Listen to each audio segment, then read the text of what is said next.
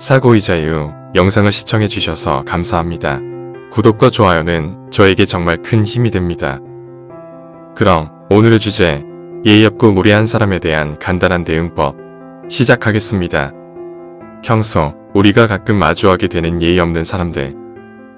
잠자리에 들 때 나도 모르게 이불킥을 하게 만들고 불면증의 원인이 되는 무례하고 예의 없는 사람들에 대한 대응법에 대해 논해보겠습니다. 이런 말이 있습니다. 화를 내야 할 때 내지 않는 사람은 결국 허수아비가 된다. 호의가 계속되면 권리인 줄 안다. 인간의 심리를 한마디로 아주 잘 묘사한 말입니다.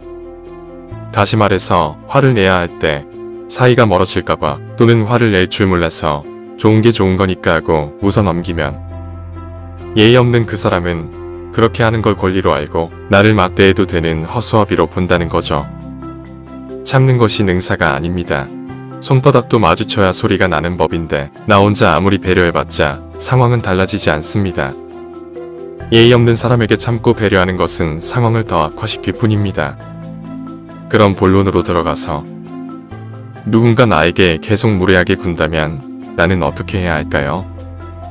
일상 속에서 실천할 수 있는 간단한 방법 3가지를 알려드리겠습니다. 몇 가지 말투와 행동만 습관화하시면 됩니다.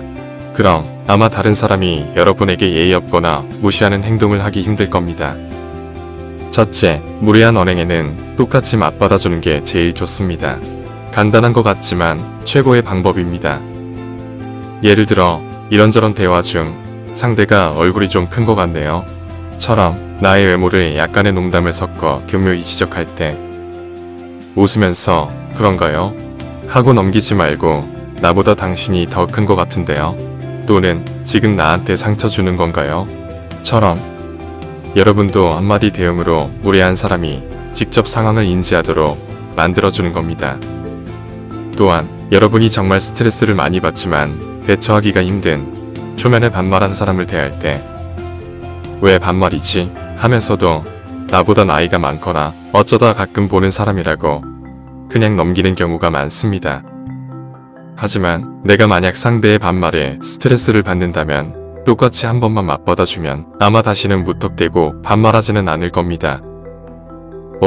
왜 반말하시죠?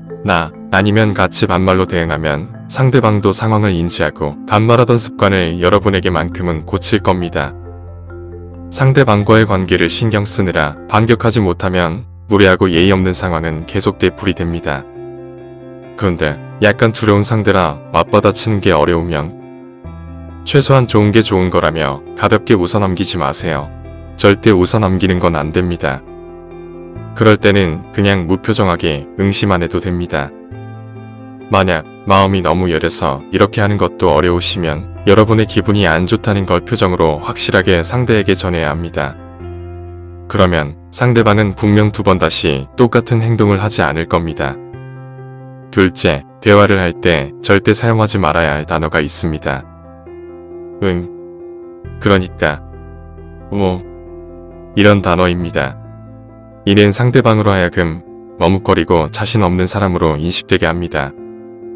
만약 대화를 할 때 저런 단어를 써야 한다면 저는요, 커피를 좋아하지 않아요. 대신에 2초간 침묵 후, 저는요, 2초간 침묵 후, 커피를 좋아하지 않아요처럼 말하기 전에 침묵으로 상대방에게 무게감을 줄 수 있습니다.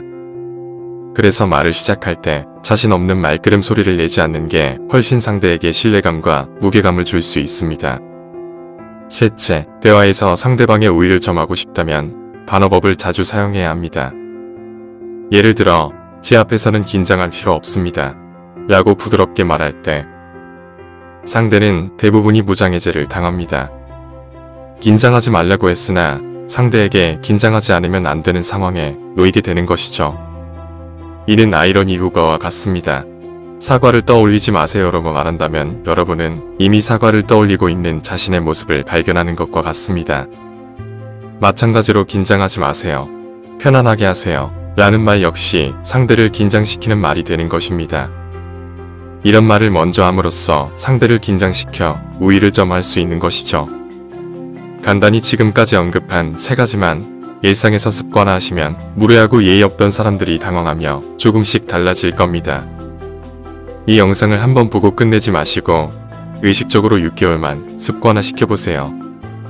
처음엔 어려워도 분명 예의 없던 사람들이 달라지고 또 본인 스스로의 자존감도 높아질 겁니다. 다시 한번 요약하면 첫째, 무례한 언행에는 똑같이 맞받아 주어라. 둘째, 대화를 할 때 그러니까 같은 말그름 대신 2초 정도의 침묵을 사용하라. 셋째, 대화에서 상대방의 우위를 점하고 싶다면 반어법을 자주 사용해라. 입니다. 지금까지 예의 없고 무례한 사람에 대한 간단한 대응법 3가지였습니다. 끝까지 들어주셔서 감사합니다.